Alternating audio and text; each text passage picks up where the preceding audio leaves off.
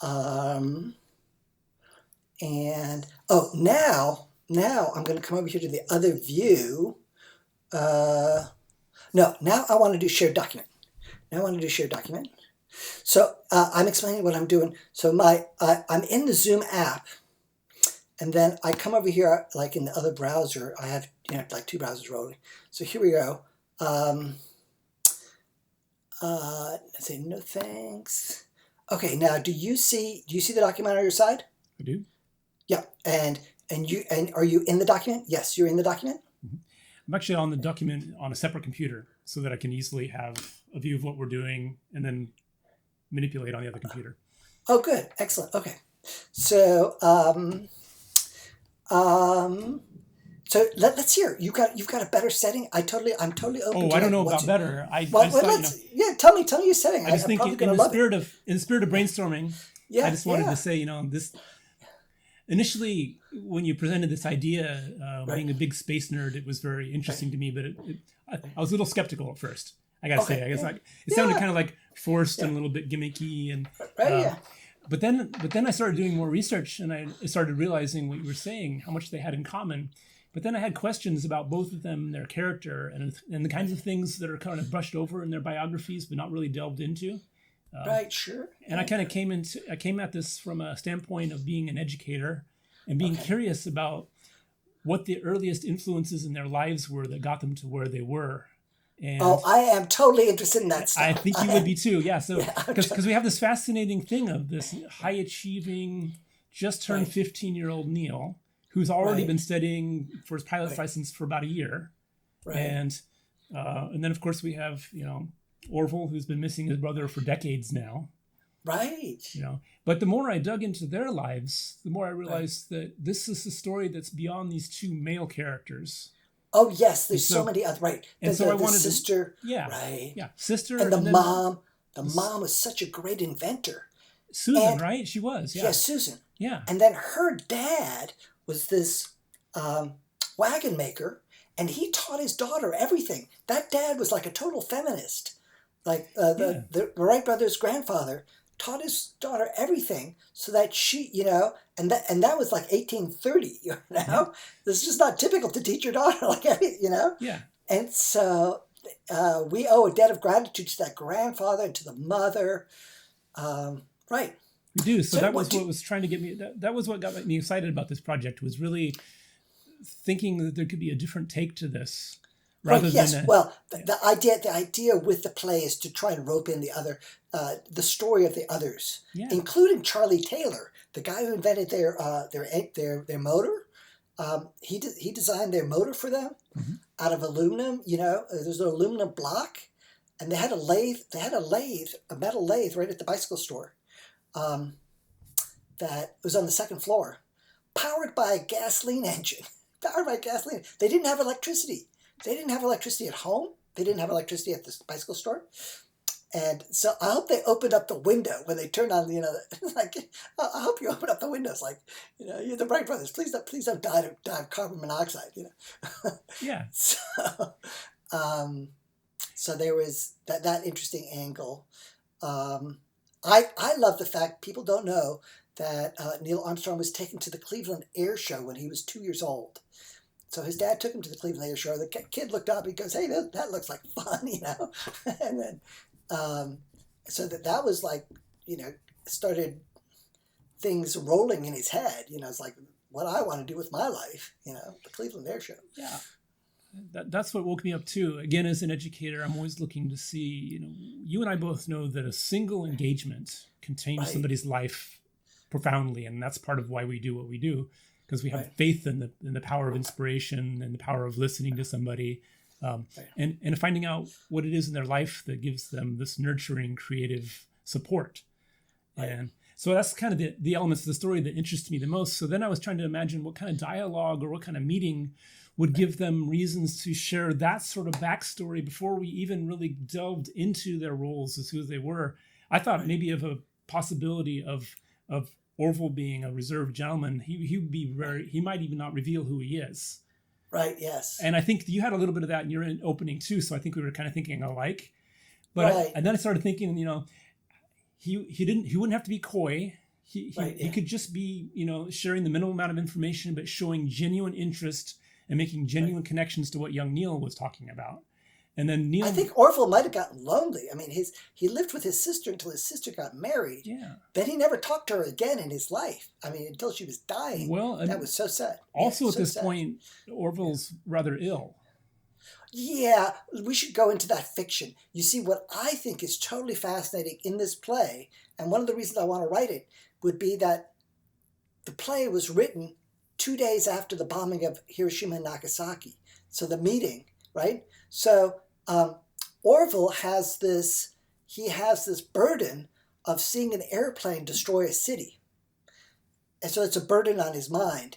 And he needs hope. He needs something to get his mind off of that burden. And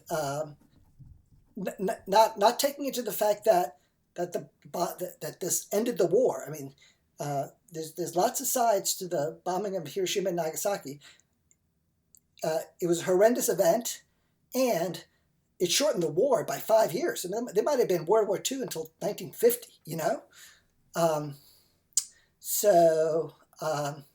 But that would have been unknown to Orville at the time, right? He would have not known that this war could have been protracted and right that was an element that got me curious, and we could you don't have to be historically accurate completely in something like this, obviously. But it did make me curious about whether he wrote anything or shared thoughts about military planes in general, or how involved he was in that process. I know he was on the several boards of certification for airplanes and things like that throughout his life. He was involved in aviation on different levels. At a certain point. Wilbur was the one who understood that if they were to have success with the airplane, that it would have to be bought by the Army. They didn't have an Air Force back then. So Wilbur was hell-bent on getting money. And people don't know this fact. This fact is totally fascinating. The Army offered to buy the Wright brothers' plane if it could fly for more than 50 minutes at 40 miles an hour. You see, their airplane flew at 30 miles an hour. When their airplane was so slow flying an airplane that if you were going down a bicycle on a hill, you could go faster than their airplane. Okay? They had a 30-mile-an-hour airplane, and the Army offered them money if they could have a 40-mile-per-hour airplane. I mean, this just boggles the mind. It boggles the mind that they had a controllable. It was controllable, That would be a fun thing to kind of come through. We could create a fiction. We could create a fiction in the play of a bicyclist, maybe even Wilbur Wright, going faster than the airplane down the hill. Well, in your opening, you have Orville arriving at the drugstore by bike. Right. Yeah. Which I love that connection. I like that. In the ways I was thinking about it. Well, I'll share another thought I had, because I was just thinking of many ideas about how to open up a play like this. And one was to have Neil be on his way to work or somewhere on his bike, and then gets a flat, serendipitously in front of this house. And there's a gentleman sitting on the porch, maybe with his nurse. And he offers help because he's got this bike background, and they get to chatting. And then I thought, well, maybe in the first act of the play, it's just a very brief engagement. He gets help with his bike, and then he moves on, not even realizing what he missed. And we don't know either as audience players. The next time, different questions are asked, and something else comes up, and some spark happens, and you find out a little bit more.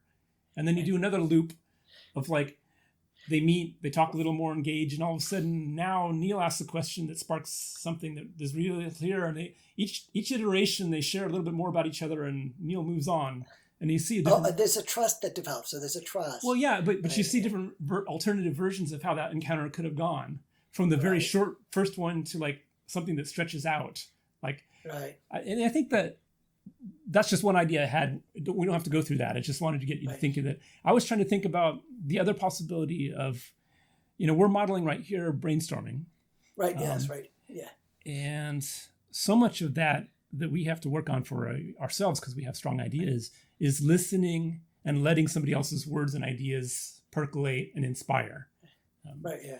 And so And it's be like, willing to, and be willing to like give up. Like you have an idea, and just like the Wright brothers, they used to argue together. yeah, I read this in biography. They used to argue really vigorously, and then after an hour, on a technical matter, they would argue about something technically, and they would flip positions, and they would continue arguing, but they were on the opposite side. You know, they just flipped. They just flipped. You know, 'cause they were trying to come up with the best technical solutions, yeah. and the fact that they were arguing was just a method of reaching a higher degree of understanding.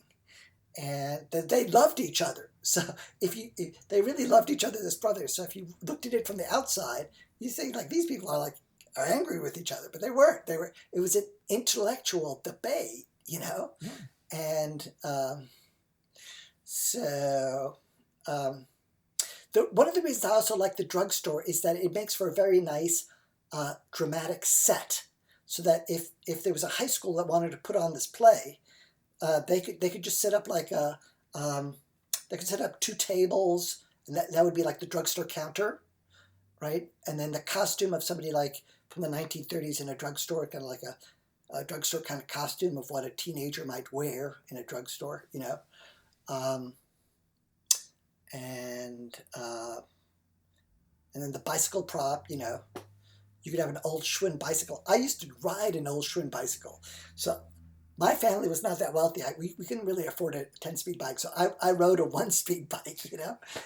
And until I was in high school, like in middle school, I had a 1-speed. I eventually got a 10-speed bike, but you know, it's like my 1-speed bike. I loved that thing, a Schwinn bicycle. It must have weighed like 40 to 50 pounds. I think it was heavy. We actually have one. My parents have. My father still had his first bike from that era. My father was born in 1940, but he inherited a bike when he was about 10. That weighs about 50 pounds, but it is, I believe, an old Schwinn. It's like cast iron, but he still has it. Yeah. So tell him that bicycle could be used as a prop for this kind of play. So I listened to your thing. I like the idea that I think it's more realistic that Orville might be in Neil Armstrong territory than Neil Armstrong would be in Orville's territory. But maybe, I don't know, like they're 60 miles apart. It's 60 miles apart. I was also thinking like the story might start with Neil Armstrong has his mother or father ask him to deliver something in Dayton. And so he's delivering something, right? And then he happens to have a flat tire or something. Yeah. I'm perfectly fine with this as a starting. Because you could also do the same idea that I had in this sort of same setting, a brief encounter. But we'll ditch that because I was just a thought that might lead to an idea later on. What I'm hearing from you is things that get me thinking about the heart of who these people were, and that might drive their motivation and dialogue. Because I'm trying to understand that. If it's going to be a good play, I want their personalities to come through in both what they say and what they don't say. Right. And not force things too quickly. And I do like keeping some ambiguity on both their ends about who these people are. Ambiguity is great. Yeah. It's like, and also we want the people to read the play to kind of like really get curious to find out more about who they were. And, so I should also maximize. Let me maximize this over here so we don't see the rest of my Mac screen, at least when I'm recording in the screencast. There we are. Right. You don't see the full screen, but in the screencast, I was looking at the full screen. And then I like to type either an 18 or 24 point because it's more interesting visually on the for the people who are watching us do this. So we got to this question. I've got some time today. What do you want to know? So the big question, maybe the crescendo, the climax question at the end of the play is, what was it like to fly? Okay, so Neil Armstrong wants to know what it was like to fly. And he wants Orville to say in his own words what it felt like to be under control of a powered machine in the air, and land it safely. So can you, and then Orville's going to say, when I was up in the air, I looked out at the wing and I thought I saw a figure that looked like Leonardo da Vinci sitting on the wing. It looked like Leonardo da Vinci was sitting on the wing, and then I realized that it wasn't our plane. It wasn't my plane. It was our plane, It's like Leonardo da Vinci visualized the plane and we built it, So that could be an interesting thing, I mean, Da Vinci was pretty incredible to think of building a flying machine, because he came close. I mean, except for the motor, Da Vinci was sitting there with all of his design skills, Now that also might be a little bit too much. It might be too much, And that's It's well, might be too much. you have an atomic angle, you've got the multi-generational angle, you've got future history angle, and it's funny because we could pile a whole bunch of stuff on because this was one of the most pivotal moments in our modern Western history. Right. But how much do you pile on? How much do you allude to? The other thing I'm curious about is, what is 15-year-old Neil is solidly young adult and yet still solidly child. Right. And that's a magical era. When I work with students of that era, I'm like, oh my gosh, these are super people. They have this beautiful way of being connected to pure creativity that all children possess when nurtured. And then they also have these incredible capabilities of near adulthood. And, lack of wisdom, experience, all those things. But they're heavily influenced at these times by certain people in their lives. And I keep coming back to, like Neil's mother is rather famous for her photography. Oh, I didn't know that. So this is fabulous. Something that I researched is in his archives. His childhood and later on in life was well documented in part because his mom was an avid photographer and loved to see things, loved to compose things, loved to So I wondered how a conversation might come around to the lives behind these people we're talking about, in particular the mothers, or the brothers, or the sister, and peers, that sort of thing. Because that's what did you find out about Neil Armstrong's dad? Was he an engineer or what was he? I didn't dig into that, but I got curious. What was it about his parents that allowed him to be taking lessons? Presumably, by this time, if you're into studying flight, you've been in an airplane, you've been co-piloted, you've actually been in the air. Right. And he just doesn't have his license because it hasn't been sold. My father's been taking lessons. So there's a process where you're actually spending a considerable amount of time in the plane side by side with an instructor, or back to back, depending on how the plane is. So I would think by now that Neil's actually been in the air. I think so. But not under control. Right. So he must have very supportive parents. So he said, I want my pilot's license. And he got his pilot's license before his driver's license. Yeah.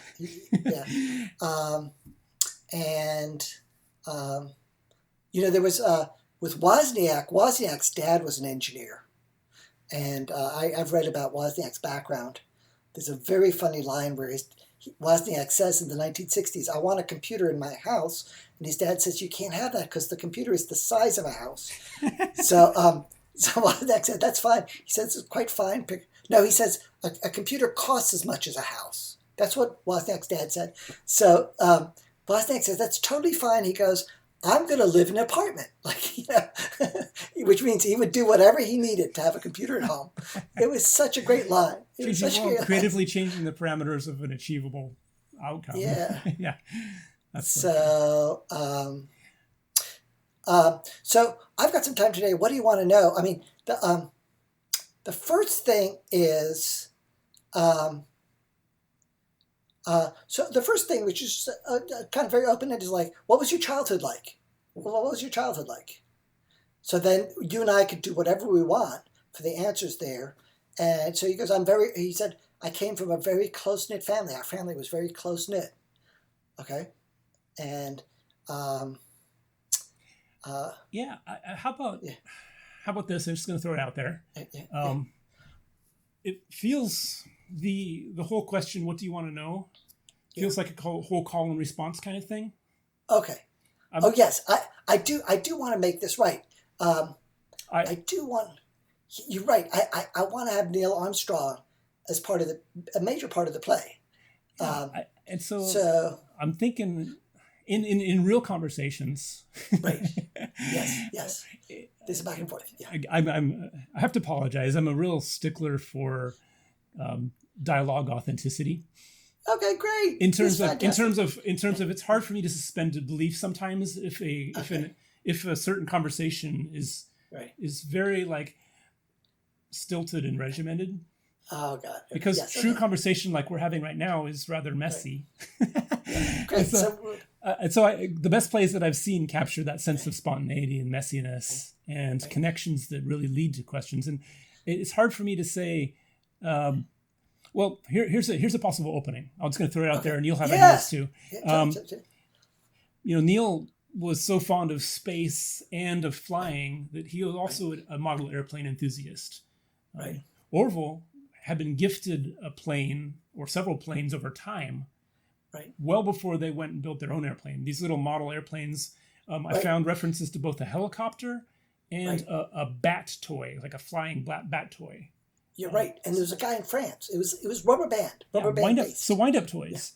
Yeah. And so it'd be awesome to have their conversation grow out of, getting my license by maybe saying, I love planes. I've been flying and I've been wanting to get my license. But in the meantime, I've been making model airplanes. There's references to Neil actually building his own air tunnel.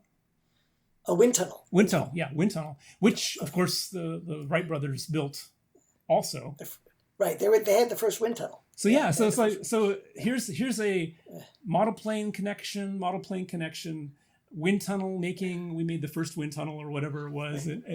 So those are possible ways that if that comes up naturally in the conversation. So maybe the question we should be asking is, what were your hobbies as a kid? So what were your hobbies as a kid?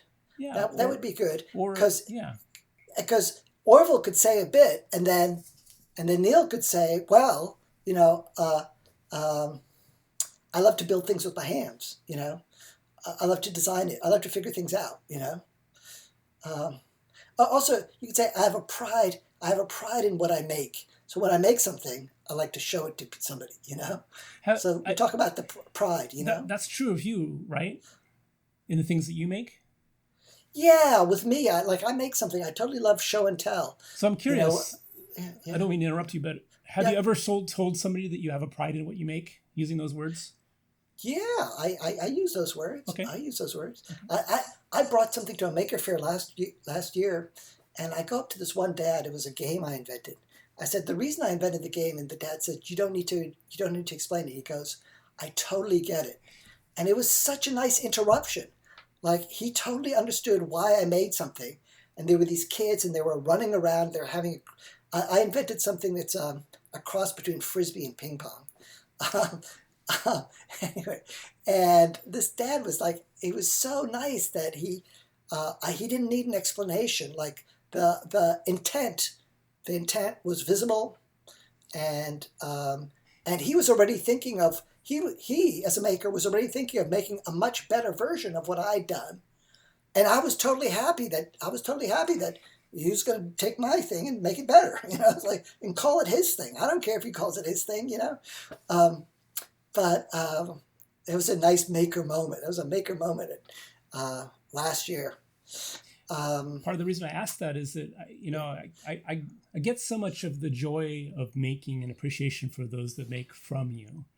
And I suspect that you among many reasons selected these two characters in history because they clearly are makers of things, and you yourself feel an affinity for that. So in getting to that question about the kind of dialogue and words that you would use, I'm thinking of using your own words and your own conversational style as a sort of a driver for authenticity. It's possibly, okay. Like, what would you say? Because I love your conversational style. I love that it comes from a place of joy and excitement over things. Right. And so, in drawing from the authentic words here, I want to kind of tap out of that. Yeah. I mean, we can write the play in words that you and I know, that are connected with creativity because we both of us believe our schools are really they are sometimes creatively suffocating. They're just suffocating. They don't have enough time for the students to be exploring the spark within themselves. And so we have to be changing our schooling so that the spark within you can have a place to live, both at school and at home. Like, it doesn't have to just live at home. You can have a spark within you that lives at school. With the understanding that if you're going to be using school time, then your academics, you have to do more academics at home. You have to fill in the time that's used. Like for me, you can't ignore that academics, but you have to, Yeah, I want to get into that conversation. Right. Well, I mean, because I agree with some of those things, but I'm a little bit skeptical about bringing too much of academics home. Okay. But I think part of my educational philosophy, and I think we probably share this as well from what you're saying, is this idea of what do you want to know, right, versus what do you love, right, where do you see yourself, what excites you, how might you help others. Questions that are built upon intrinsic philanthropic desires. Right, yeah. Versus what can I convey to you in terms of knowledge? And that's part of why I'm kind of riffing off a little bit about what do you want to know feels a little bit more like I'm going to be sharing with you this sort of things based on some questions you're going to ask me, and it feels a little arbitrary. I'm looking for a more natural beginning here that's based on excitement, shared, like some connection over something that's shared, rather than a what do you want to know kind of approach. Yeah. So let's get into some of the shared writing. I think for the people who are watching this video, Steve and I, we connected on the internet. Steve used to be the Chief Maker Education Officer at Maker Education Initiative. He worked there 5 years doing that stuff. And I love the Maker Education Initiative, a nonprofit out of Oakland, California. So this is I approached Steve to join me in writing this play, a play of meeting between Neil Armstrong and Orville Wright, who lived 60 miles from each other, and they could have conceivably met. This could have been different settings, but this is one of the settings. Could be like a drugstore where Neil is working like a summer job behind the drugstore counter, and Orville Wright rides up on his bicycle. He loves bicycles, and Orville Wright lived in 1948, so this is potentially possible, and leans his bicycle against the wall. It's a hot summer day. It's August 10th, 1945. And then he walks in and he orders a root beer. I love root beer. So, and then... I love that personal connection. So I love root beer. So, actually, I grew up in Europe. I went to 1st to 6th grade in France, and they don't have root beer in Europe. But I was a Cub Scout, and we used to go to the U.S. Embassy, and we used to have root beer and Fritos at the U.S. Embassy. So, and so they don't sell root beer in France. Does it get much sweeter or saltier than that combination? So, like when I landed at JFK in 6th grade, I moved to New York, my family. The first thing I said, I need to go get me some root beer. And what year was that? 1972 or 73, I think. 72 or 73, something like that. We overlapped a little bit in New York then. Oh, really? Wow. Yeah, I lived in New Where York. were you? I was on 76 through 78. Oh, neat. Yeah. Okay. Yeah. Which town? Governor's Island. Oh, wow. Yeah. Interesting. Coast Guard base.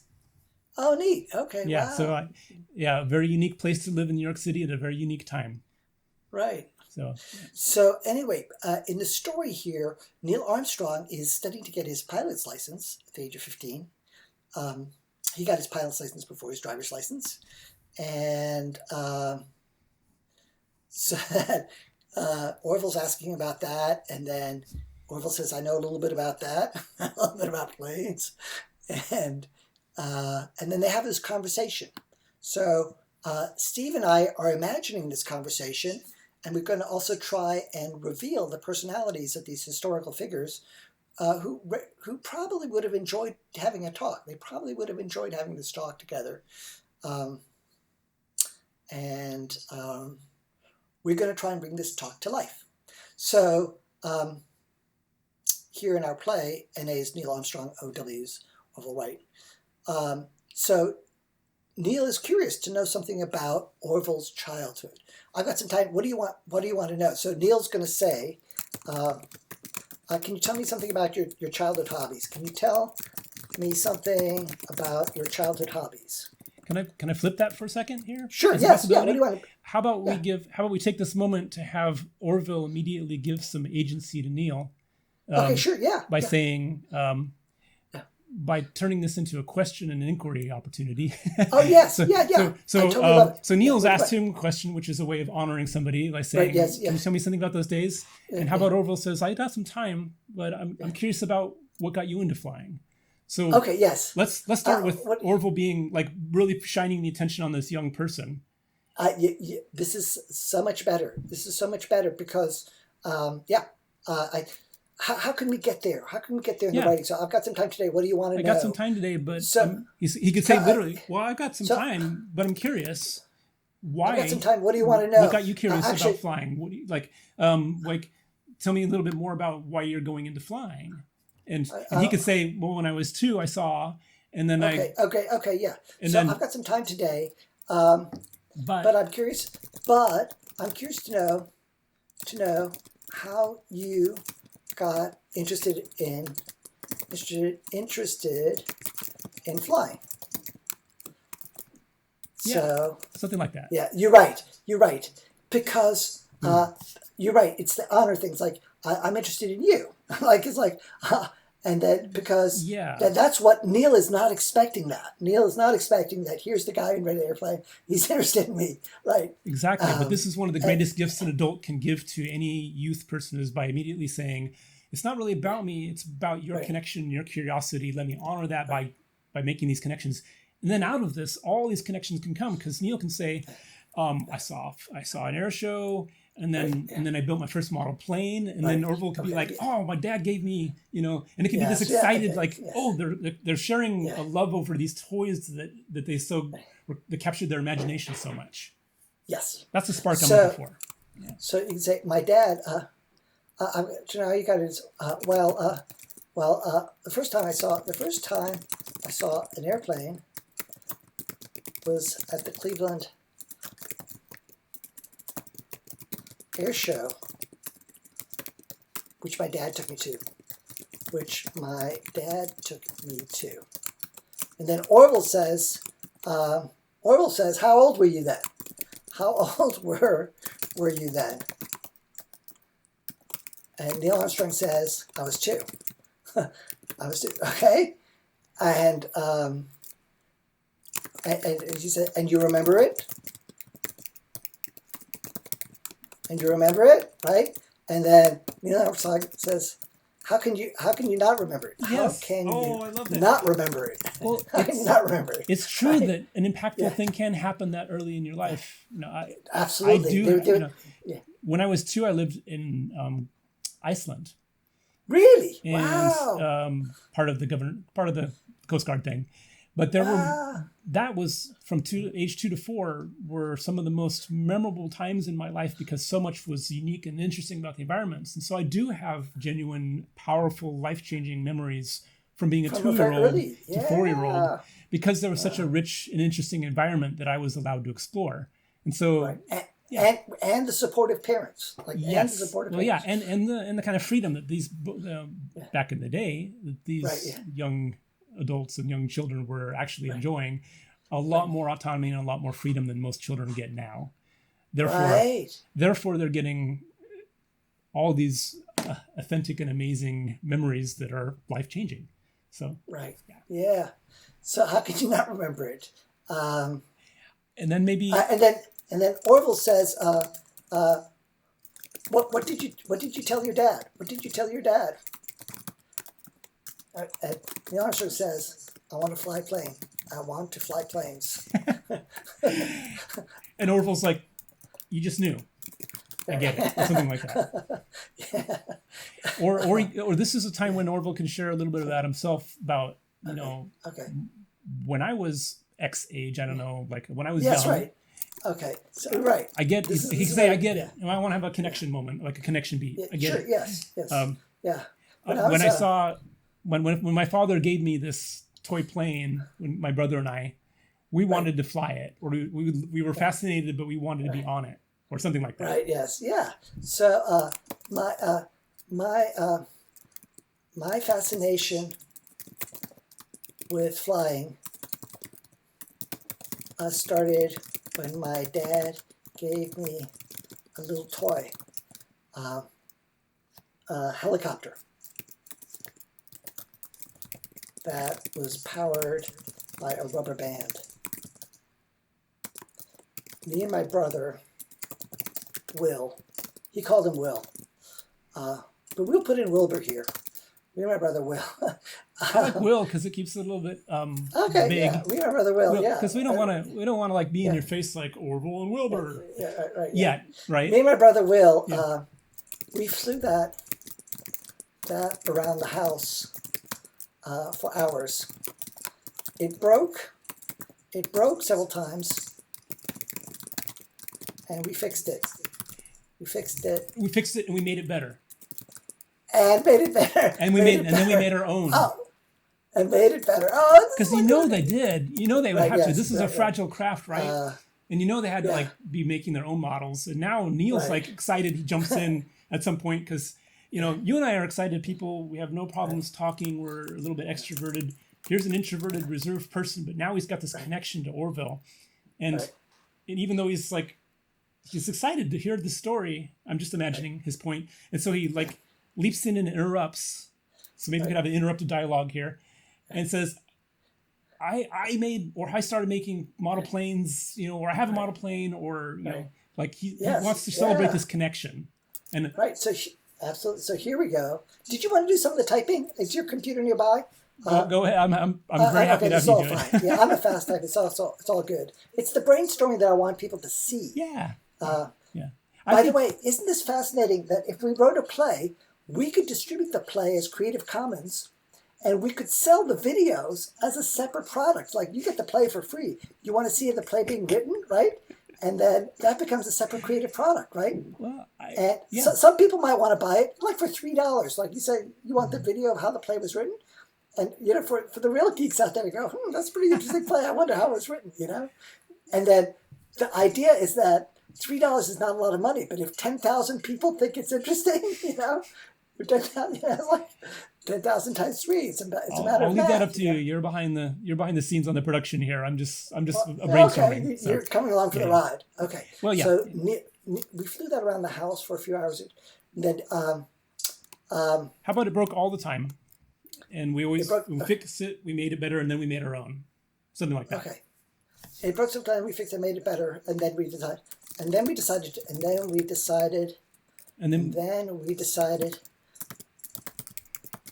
to design our own. And then we can leave it ambiguous whether they were designing the toy or the real plane. Like we decided to, are they referring to? Oh, I like that. I like that. Yeah. And we decided to design our own. I would just make. Is that good? Sure. And then we can leave, and they say, are they talking about the toy or the real airplane? It's alluding. I like that. It is a alluding moment. I like that. Yeah. It's a foreshadowing, right? Yeah. Literary foreshadowing. Sure. So then Neil Armstrong says, I've been doing something similar. I've been doing something similar. I love building model airplanes, and you could say when I open up the kit,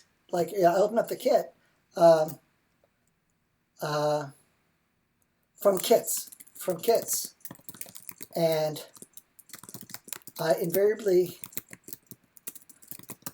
find something to improve on the kit. Do you like that? Yeah, I like the sentiment. Okay. Definitely.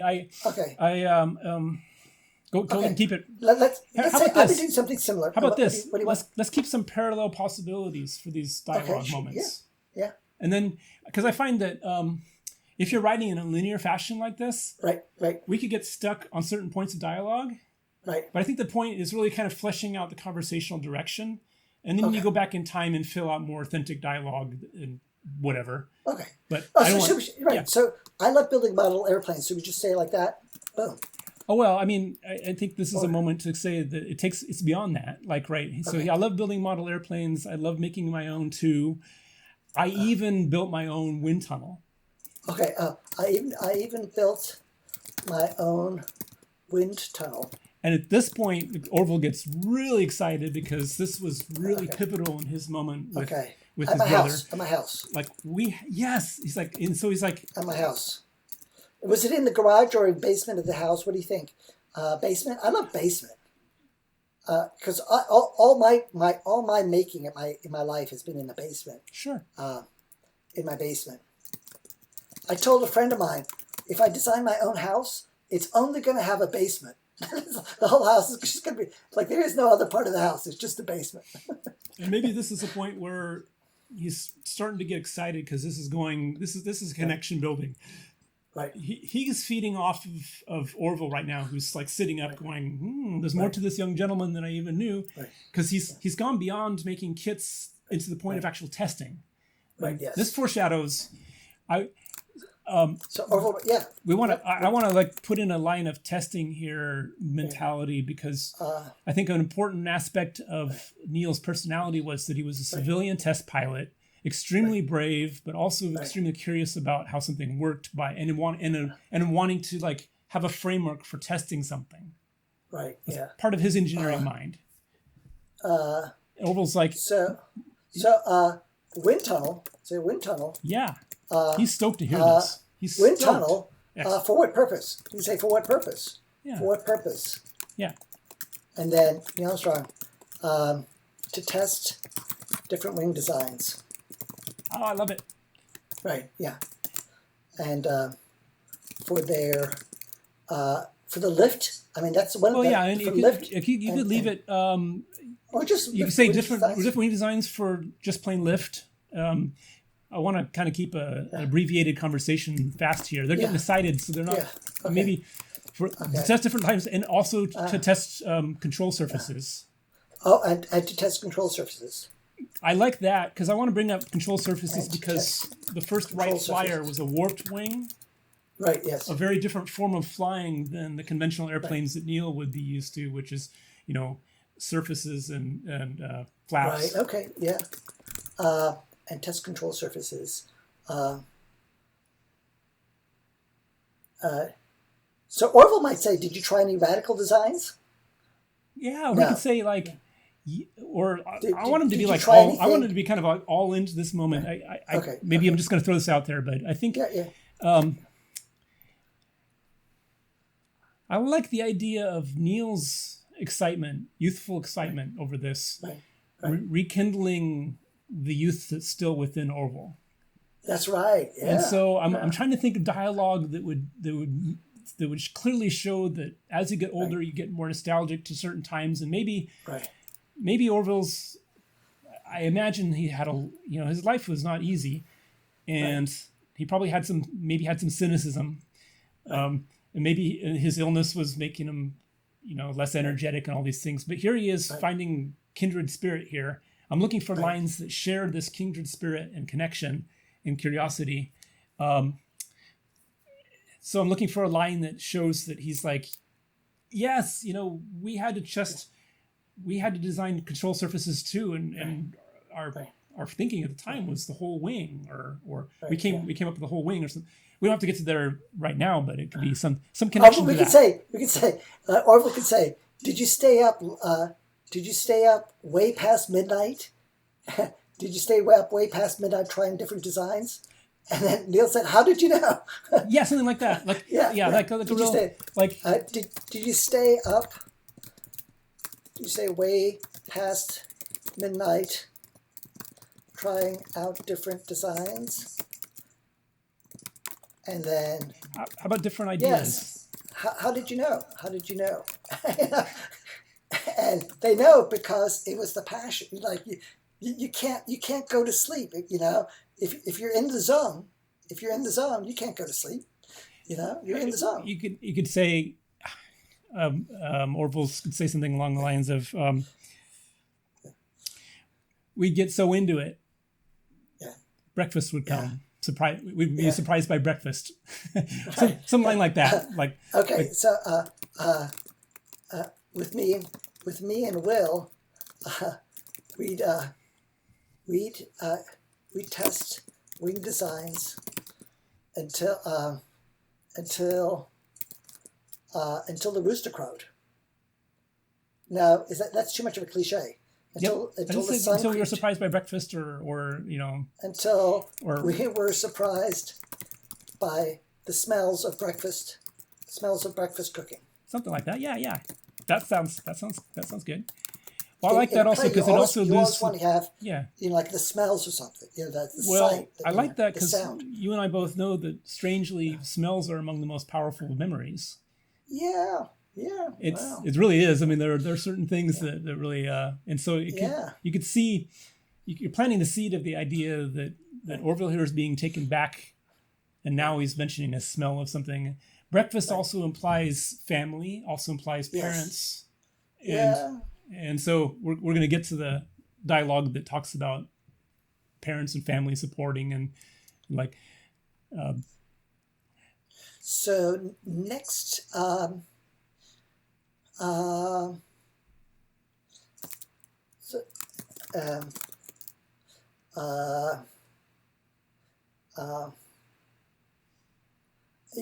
Armstrong can say, "I was lucky my parents did not enforce a bedtime.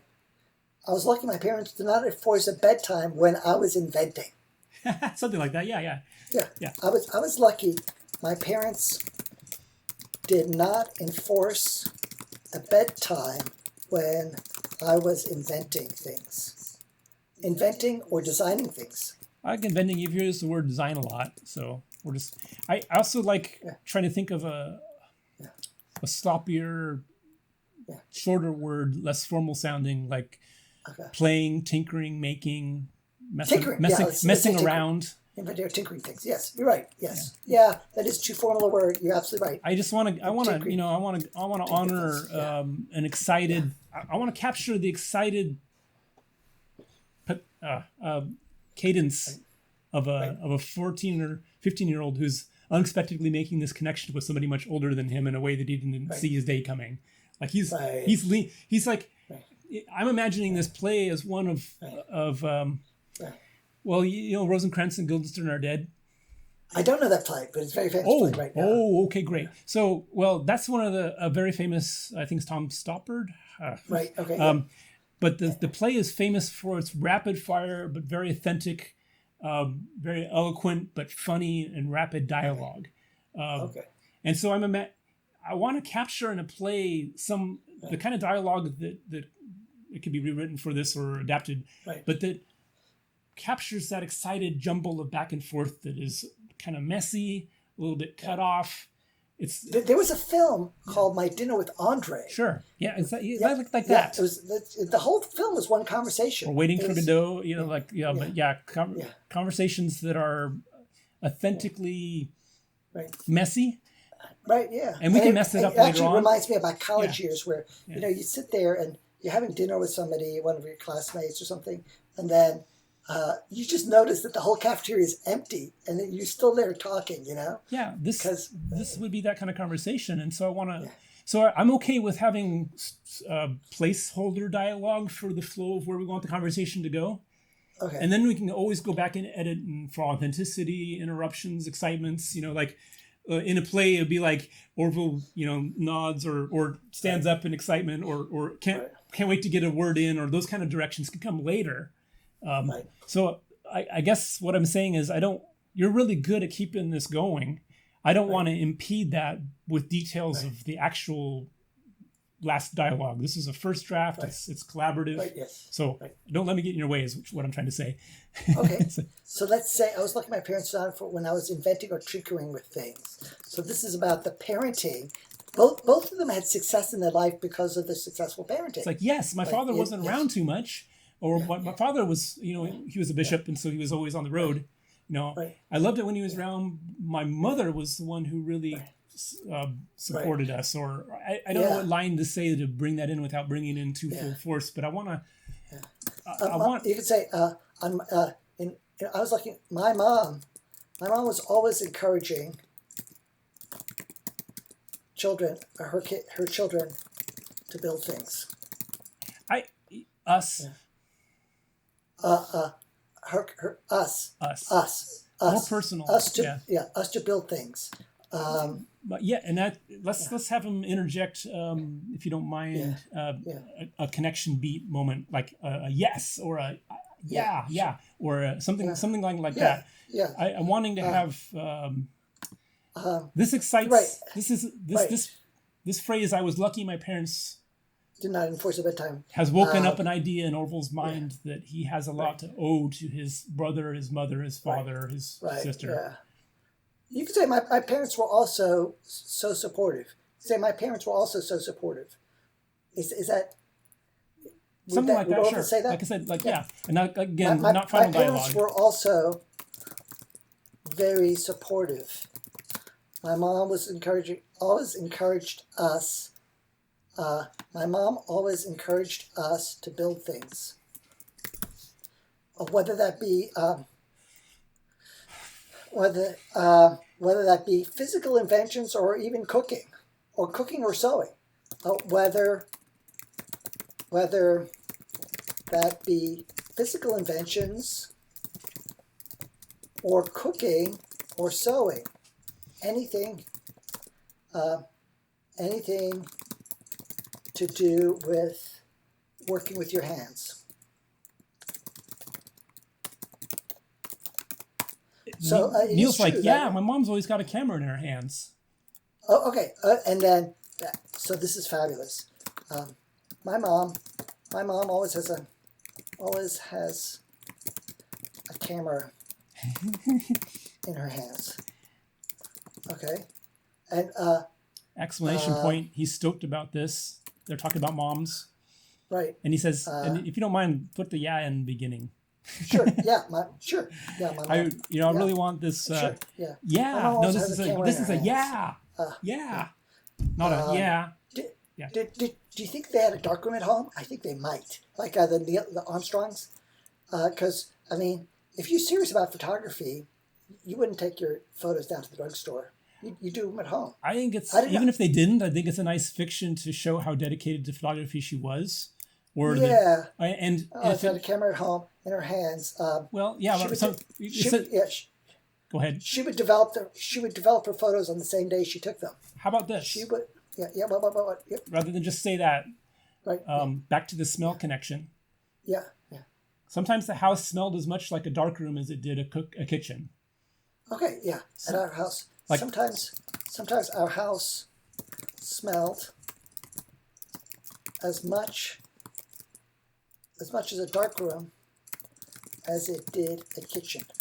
Oh, this is great, and it's also media making. I want to imply that media making is making.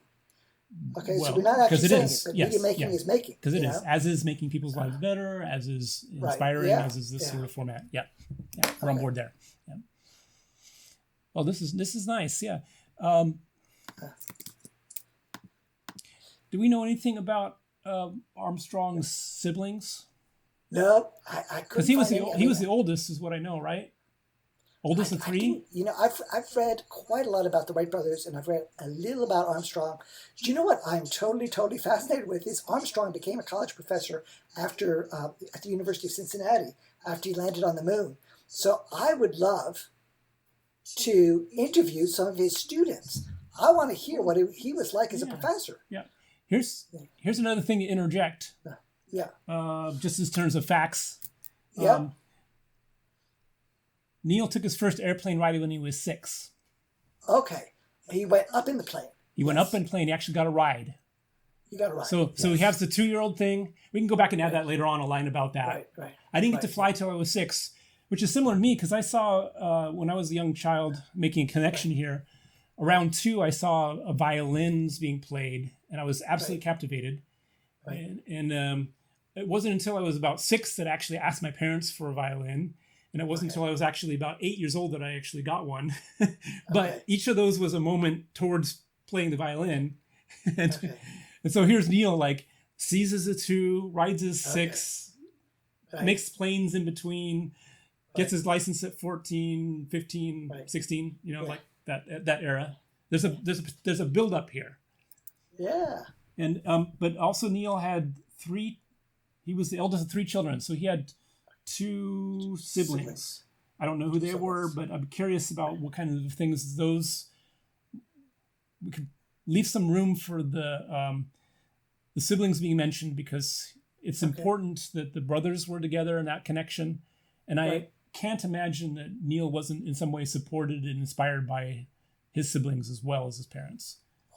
We might have to do some research on this. This is very interesting. I mean, this just means that there's lots of rich potential for them to find the commonalities in their lives. Right. And and I can feel a commonality here too that I want to inject in here because I too have 2 brothers. Or had 2 brothers. And so I knew how those 2 brothers were the 2 most important things to ever happen in my life. And I can imagine in some ways, Orville's family was too, being so supportive, siblings and parent-wise. And so I'm making a personal connection here. My parents are extremely creative people, very impactful in my life, as were my brothers. This is clearly the case with Armstrong and clearly the case with Orville. And probably with you. Do you know the story of the sled? Do you know the story of the sled on the hill? Tell me. So there's a very famous story that when Orville Wright and Wilbur Wright were about 10 or 12 years old, they came home from sledding on the hill, and they told their mother, "We want to build the fastest sled on the hill." And she says, "Great, I'll help you design it." And the brothers go to the garage, and she goes, "No, we can't build the sled until we design it, and we design it in the kitchen." Okay, so she goes, this is where the thinking happens, is in the kitchen. She takes out a piece of paper. She goes, "If you want a fast sled, should the runners be short or should they be long? Because you want the least amount of friction. So how can we have the least amount of friction?" And so she used like the Socratic method to get the boys to say, we want long runners, so we'll have the fastest sled on the hill, the least amount of friction. But it was a very famous anecdote from their childhood about how their mother taught them the design process. Like, when you design something, you have your goal. Your goal is the fastest sled on the hill. And then you ask the questions, how do we get to that fastest sled on the hill? Yeah. This needs to be in the story. I think, So put a little blog. And also, I think this gets back to motivation. To make this really hit with an audience, it's not enough, I think, to say, because I wanted to fly. It's very authentic and understandable to say I like going fast. Right. And here I'm quite sure that part of Armstrong's motivation in life was to go fast, and that thrill, because there's a thrill-seeking element that's in common here that I very much feel. I mean, like, I'm a bike racer, among other things, and I love. Oh, really? I can't get enough of speed, and so I understand that when you feel that, everything kind of comes out of this just desire to not just be up high, but to go really fast. And so I love this design moment. It's perfect for bringing in the other elements of general creativity that led to the plane. A moment a very beautiful moment of mom scaffolding and demonstrating a design process built out of the desire to go really fast on a sled, which I think a lot of people could relate to. So somehow that's got to be in there. There's a famous saying about one of the race car drivers, the Italian race car drivers. He says, if you're not afraid, then you're driving too slow.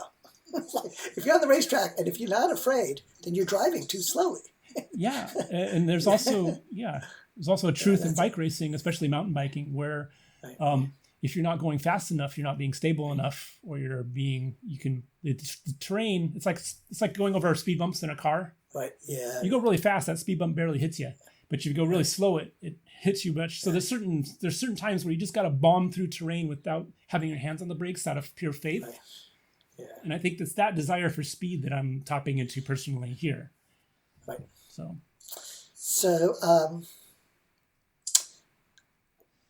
let's see, our next thing, Orville Wright. So we have, my mom always had a camera in her hand, so as it did a kitchen. Kitchen table story, Mom. Okay. Design anecdote. Yeah. So then we go, Orville Wright. So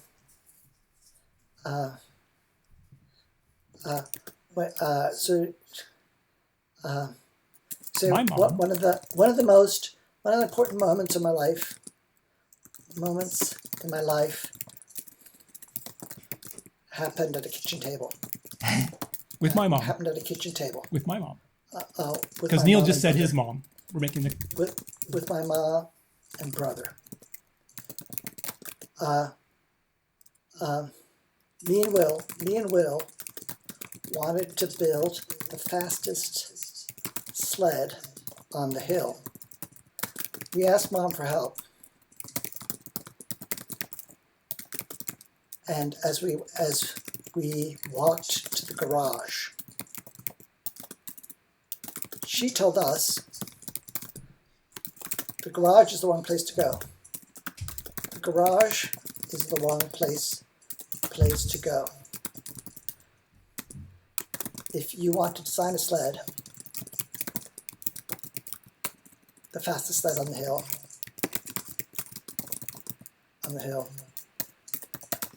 you design it at the kitchen table. So that was So that was her, more or less her words, the sentence yes, she was trying. yes, That's great. yeah. That's She great. actually, those were the words. I've read it in a couple biographies. Fantastic. Right. I mean, I like that She said, in the sense. it was the wrong location. Like you have to separate the building from the design. Like and actually the design is the more important process, because if you don't design it right, you're not going to achieve your goals. Here's where we can have a pedagogy aside. Yeah. The fact that we're both educators and this is sort of a scaffold for an education type conversation as well, I can't help it. But there's a point about design process that I have a problem with in terms of strict ideas of design, overbuilding and tinkering, and order of process and placement. Right. I love that there are scaffolding and situations like this that say take a step back, do some design, then go to build.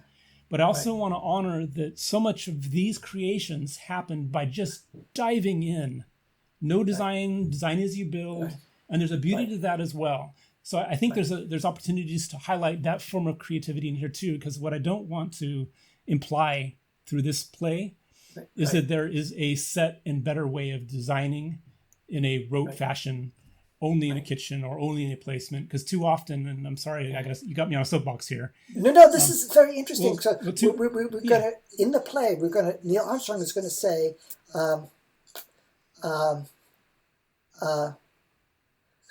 he's gonna give the counterpoint now. He goes, I like to design by building. Or by testing. I just like, it's like, yes, he's like, I understand that. I also love just jumping on in. And yes, I understand that. For me though, I love jumping in and building a rapid prototype. Can we use the word rapid prototype as a placeholder? Yeah. Okay. Yeah. That's building a prototype. Yeah. Maybe a first version. Yeah, just like a rough he's a teenager, first version. Right? He's not going to use the word prototype. I love jumping in and building a first version. Or not even first version, but just building something from scratch, or just building something from scratch, and designing as I go along, or something like that. And from scratch, or just tinkering around, designing. I want to represent the tinkering angle here, which is nice because it's not even really a counterpoint, because clearly to make it better. Yeah. And then Orville can come right back and say, yes, we did the same thing when we were tinkering with bikes and building bikes. Yeah. A lot of the bike building we did was by just jumping in and fixing stuff, making stuff, figuring out things while we built stuff. At the bike shop, Me and, and is it okay to say me and Will? It might not be grammatical, but it might be rather than Will and I. Again, me and Will. I'm thinking of all this dialogue Yes. as placeholder dialogue for Right, flow okay. of story. So I'm not going to Okay. get. You don't want to It could engage be- my grammatical editing brain Okay. because I want this to be more authentic as you do too here. So yeah, Okay. me and At Will. the bike shop, me and Will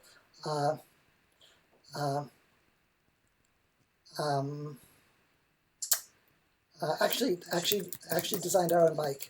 Designed our own bike once. Or Bike I once. think this was they did this all the time. They built Right. these bikes from scratch oftentimes. So this is Oh, really? a constant I- process. Okay. Yeah, Me and Will, we built, we made, we made all of our bikes, something like that. At the bike shop, our we bikes made were all all of our bikes. kind of cobbled together, something like that. Some words like cobbled together, with improvised. with the best ideas that we could come up with. At the bike shop, we made all of our bikes with the best ideas that we could come up with. But we had to be building them while we were doing this, or something along those lines. Yeah. Like this was a in bike design, it's a very active testing process, and so this is sort of a connection to Neil's eventual career as a test pilot, because Right. But we always tested them to be safe. Tested them to be safe. How about we just tested them as we went along? Sometimes But they we were tested safe, them as we sometimes they went were along. shaky. Yeah. I want to have a moment here that's of good. like the risk-taking element of that, because Okay. some of our fastest bikes were really shaky and scary. Some of our bikes were really slow and stable. Oh yeah, let's just put that in it. Yeah. Some of our bikes were shaky and scary. Shaky, A lot. Some of our shaky and scary. We figured out from that other bikes could be slower and more stable. We figured out that other bikes could be, what do you say? More Slower and safer, more stable. slower and more stable. And then Neil gets excited. It's all about geometry. It's all about the geometry, right? And then he goes, like in planes, some planes are really slow. They have a lot of lift, but they're not very maneuverable. Other planes can barely stay in the air, but they're fast and nimble. It's a trade-off. Yes. You're right. Oh, Neil's going to be the one bringing it back to planes, if you don't mind. Yeah, sure. Yeah, you're right. It's because all Neil's taking the analogy of a bike that's really shaky and unstable but nimble versus a very stable. This is a compromise made in every single engineering with cars, bikes, and planes. You can't so you were have saying some airplanes. You could say I've noticed some airplanes are fast, but are fast and stable. nimble, but not very harder to fly and unstable. Some airplanes are fast, but harder to fly, and other airplanes are more stable. And you can fly them with your eyes. You could practically fly them with your eyes closed. And you can practically fly them with your eyes closed. Orville's like, It's a there's trade-off. always a trade-off. Exactly. There's always a trade-off. There's always a Now trade-off. they're connecting as engineers. Right. Yes. Right. They're connecting the bike world, which is true. You know, like a lot of my race bikes are and then, very fast and nimble. There's always a trade-off. And then Neil Armstrong says, "Is it possible to find a middle ground? Is there the possibility of finding a middle ground? Ground. How do you spell ground? Ground. Okay. And it's sometimes yes, but the middle is not always where you want to be. Right? Yes, sometimes yes, but the middle, but compromise might not be success. But hybrid is not always success, or right? So you can get a middle ground, but it depends on what you want. Yeah, right? it's the job of what's happening. So Yeah. there's a place. Sometimes yes, but There's a place for everything. oh, let's try and be funny. Sometimes yes, but do you want? And let's come up with like an analogy. Do you want a? Do you want a beautiful? Do you want? Do you want an adorable greyhound dog? You know, like greyhounds are fast, but they're not adorable. But yeah, right. I see where you're going with this, right? Yeah. Yes, but do you want a? Let's try it. So we put up analogy here. Yeah. Funny analogy here. Funny analogy. We can just leave it open. Yeah. We'll keep that as a variable. Sure, that's a good thing to do. In fact, in this play, whoever puts on the play has to invent the analogy. Well, there's a good point there that this could,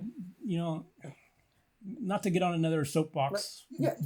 But I was in plays all throughout high school, and it was very transformative in my life in terms of getting less shy. Right. Yeah. My first play, I shook. My last play, it was like, nothing's ever going to make me nervous in public again. And it was that high school theater experience that got me through that. What was not optimal was that none of the plays that I did in high school were written in any way by any of the participants. They were all old misogynist 50s era scripts or Shakespeare stuff or that kind of stuff. Right. Has value, but I'm more interested in theater and playing as the ultimate form of making, in that a story ideally comes completely from the child's minds. If this play is one that says, here are hooks for you to make this play your own, improvise here, here's the gist, insert this, or encourages like more authentic dialogue that's your own or the player's actors alone, like improv here. Like what we could do is little side notes. You're really excited here. You can't keep yourself from stumbling over this gentleman. You're very polite. You're Neil Armstrong, but you're being excited by what he's saying. Act like that. And so we're always making little notes about motivation. And you're Orville. You're a reserved elder man. You've made this unexpected connection to this young child. In your mind, a very young child, but now you're making like connections to your childhood. You can't wait to say this. And they're like, oh, okay, now they're gelling, but they're also, so we're providing motivation here and leaving room for people to like completely improvise this or rewrite it. Yep. Anyway. In fact, if they rewrite it, then it requires that you and I pay them a license fee if they put it on.